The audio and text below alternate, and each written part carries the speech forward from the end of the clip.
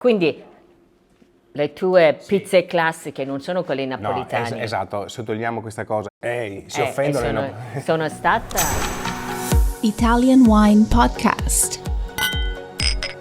Chin Chin with Italian Wine People. Welcome to a new episode of On the Road with Stevie Kim. Today Stevie is in our own backyard visiting Renato Bosco at his eponymous pizzeria in San Martino Buonalbergo near Verona. Renato is a renowned local pizza maker who will be one of the sponsors of Opera Wine on April 1st, 2023. Stevie and Renato chat about his history and, of course, all kinds of pizza. Okay, my name's Stevie Kim and welcome to the Italian Wine Podcast on the road edition. We're in Verona. Actually, it's not Verona, it's San Martino. San Martino, which isn't very far. And we're here in the restaurant which is called... Renato Bosco Pizzeria.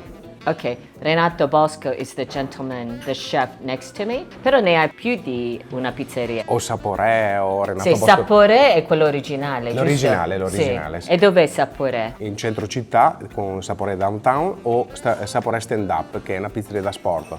Poi ci troviamo a Linate, all'aeroporto di Linate, ci troviamo in Piazza Duomo e a Vico A Lungo. Piazza Duomo, però. Yeah. He's also the author of this book.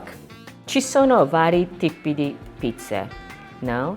Ci sono le tonde, le crunch, al vapore, la pinza e le innovative. Quali sono la differenza? Non abbiamo tantissimo, però dacci una panoramica molto semplice. Beh, nella semplicità l'ingrediente principale che comanda negli impasti sono le farine, il sale, il lievito e l'acqua, che viene declinata in forme diverse selezionando delle farine totalmente diverse per i vari obiettivi. Partiamo dall'inizio. La tonda è la classica tonda con lievito madre che mi sono ispirato visto che nasco in Italia, nel mondo contemporaneo meridionale del sud, pizza stile napoletana, è la più identificativa, diciamo così, per quello che riguarda la pizza.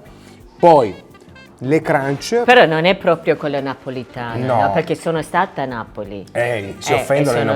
Sono stata alle pizzerie. Da chi sei stato? Da Michele, e poi Masardona. Sì, con la fritta, e poi Salvo. Quindi ci ha fatto un percorso come oggi ho chiamato all'ultimissimo minuto a Luciano Pignataro, grazie Luciano, e ci ha organizzato questo percorso per entrare e uscire facilmente prima di andare al nostro prossimo appuntamento.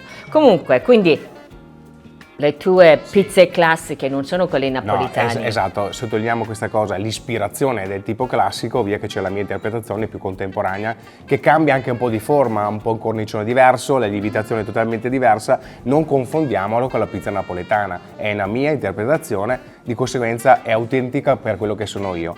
Poi passiamo al crunch, doppio crunch, che è un'ispirazione della pizza in teglia romana, è stato un viaggio che ho fatto qualche anno fa, ho visto questa pizza, la pizza al taglio proprio che si trova a Roma, mi sono ispirato, ho cercato di renderla mia, selezionando farine, lieviti e struttura di risultato, e in effetti si chiama crunch, doppio crunch, perché al morso dà questo suono veramente molto interessante. Sì, quindi diciamo le tonde sono ispirati da napolitani.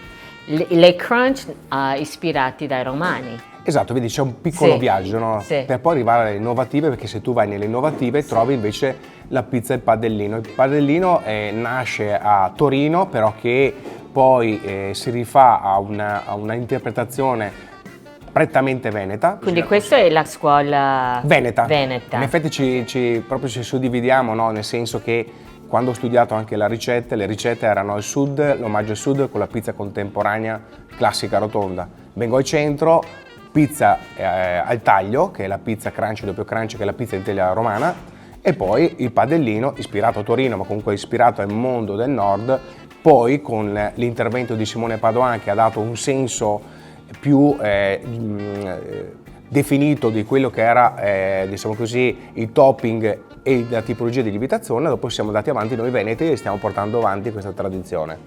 E poi c'è questo al Il panino, vapore, sì, panino, quello che dicevi prima. Esatto, il panino a vapore invece nasce nel 2014 quando Paolo Marchi mi ha invitato a Identità Naturali, mi ha detto guarda vorrei qualcosa di particolare, in quel periodo si recuperava l'acqua di governo della mozzarella. Cosa vuol dire? Quando tu hai una mozzarella viene contenuta all'interno di un sacchettino, tu apri il sacchettino, esce quell'acqua e poi tu tieni la mozzarella. Non ho buttato via quell'acqua che è ricca di latte e altre sostanze nutritive, l'ho utilizzata per fare l'impasto. Ho fatto l'impasto con quell'acqua di governo e poi ho fatto la cottura a vapore, di conseguenza non c'è la caramellizzazione esterna, non è colorata diciamo come un impasto normale, rimane bianca e per questo che l'ho chiamata mozzarella di pane, per l'interpretazione e l'idea di mangiare qualcosa che ha la gommosità della mozzarella appena fatta. Però mi somiglia molto il pane cinese. Wow, sì, tante persone... No. No, hai ragione. Perché quello è interno completamente, non è diviso così, però anche esteticamente molto simile, sì, in effetti poi c'è stato il viaggio a Londra, sono andato a Londra a visitare un po' di locali innovativi che parlavano appunto di pane cotto a vapore, ma che loro fanno in un altro sistema, con un'altra tecnica. Io sono rimasto nel mondo della panificazione e comunque l'ispirazione è il panino cotto a vapore orientale. Sì, allora quindi siamo andati in Cina. E la pinza? La pinza romana nasce nel Lazio, come la pizza in teglia romana, è un lievitato che ha delle caratteristiche di croccantezza e scioglievolezza che sono veramente molto particolari, perché si parte da una farina macinata a pietra di tipo 1, c'è della soia e del riso. Il riso dona questa scioglievolezza, la soia aumenta il sapore, l'estensibilità del prodotto, un bel lievitato, ecco. Allora, diciamo che questa lezione di tipologia di pizza, introduzione di quello che tipologia che fai te, è considerato comunque non classico, no? È un po' categorizziamo, si può dire gourmet pizza, si può? Sì, forse è una pizza gastronomica, una pizza che ha preso una direzione diversa, no? Dove il pizzaiolo non appoggia più gli ingredienti che normalmente venivano trovati nel barattolo. Noi tutti gli ingredienti li prendiamo freschi, li trasformiamo e diventa cucina, cioè la vera cucina sulla pizza. Abbiamo nobilitato quello che è il modo di gestire la pizza normalmente nelle pizzerie. Allora, mi verrebbe da chiederti, Sì. prima di fare questa tipologia di pizza, ok? Un po' più fine dining come pizza, cosa facevi prima? Facevi pizza normale? Pizza, sì, io ho lavorato per anni una pizza di Salernitani, era ok. sì, qui a San Martino Ok. Albergo, e loro mi hanno insegnato quelli che sono praticamente i gesti e le scelte che facevano per la loro pizza.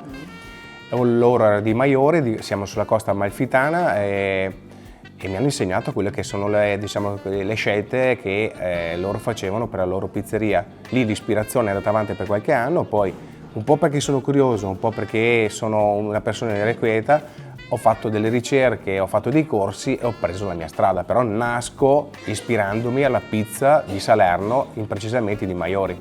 Ok. E il tuo rapporto con social media? Perché vai forte sul social media? Lo fai tu, cioè, diciamo la verità? No, diciamo cioè, la lo verità. fai te o c'è una persona? Li sto seguendo io con una piccola agenzia che sta proprio gestendo questa cosa. Tutti i giorni va nutrito, i social per me sono un valore, però È un lavoro. è un lavoraccio, un lavoro che vengono dedicate tantissime ore anche del giorno. Mi sto rendendo conto che non è così facile e devono esserci persone adatte a questo mestiere. Ok, but check it out, Renato Bosco on social media, especially his Instagram. Allora, l'ultimissima cosa, perché ritorni a Upper Wine. Wow, bello.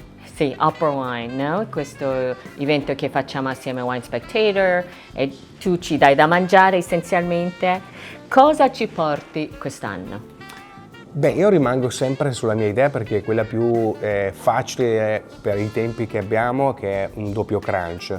L'idea è sempre quella comunque di abbinare l'esperienza che tutti i produttori fanno a Opera Wine per poi tradurla in un'esperienza che dovrebbero fare quando mangiano quel tipo di pizza che si chiama doppio crunch, proprio al morso dovresti sentire questa croccantezza molto estrema, e poi useremo degli ingredienti del territorio, perché mi piace tantissimo lavorare col territorio, mi piace promuovere anche delle piccole realtà che comunque stanno emergendo nel mondo del food. Okay, and I think that we can kind of wrap it up. L'ultimissimissima domanda: qual è la tua pizza preferita? Una solo, perché ne fai centinaia come tipologia, e l'abbinamento del vino. Wow, mi mette in difficoltà. Sì, ok. Beh, Prima la pizza. scegliamo pizza, che è più facile. Per me la pizza classica, quella che faccio io, la mia interpretazione, margherita, perché per me la margherita è il punto di partenza di qualsiasi scelta di qualsiasi pizzaiolo. Tutte le pizzaioli dicono questa. Perché, ti spiego, si sente perfettamente i sapori dell'impasto, i sapori del pomodoro, della mozzarella, del basilico, dell'origano. Se il pizzaiolo ha delle idee chiare, deve averle proprio gestendo una piccola pizza, la prima delle pizze, che è la margherita. Ok, and il vino. Il vino, non pensare che ho dimenticato. No, rimarrei qui nel Veneto, comunque nel Veronese, prenderei un soave, qualcosa che mi va, diciamo, a arrotondare quello che è il sapore della margherita, avendo delle sfumature particolari. Ok, that's it. Chin Chin with Italian Wine People. And this is Renato Bosco from San Martino Buon Albergo. And come and see him and eat all the different types of pizza. Ok, ciao ragazzi. Ciao. And that's a wrap. For more fascinating stories from the world of wine, go to ItalianWinePodcast.com or find us on SoundCloud, Himalaya, Spotify, or wherever you get your pods.